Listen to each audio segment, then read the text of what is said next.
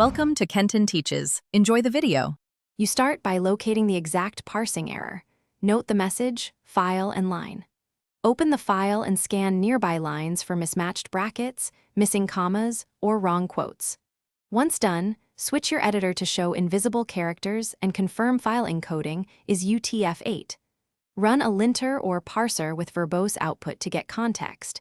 That shows the parser's expectation versus what it saw. Make sure to save and retry parsing after each small change, so you can isolate the cause quickly. Next, isolate the issue by creating a minimal failing example that reproduces the parsing error.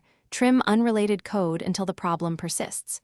You should also comment out or temporarily remove suspect blocks to narrow the exact token or construct causing failure. Once identified, fix the offending syntax. Insert a missing comma, close a bracket, or correct an unexpected token, then rerun the parser. If the error shifts, follow the new message. Iterative narrowing is faster than random edits and prevents introducing new mistakes. Finally, validate the entire file and any dependent modules to ensure your correction didn't create cascading errors. Commit the working change in version control so you can revert if something breaks later, and run automated tests if available.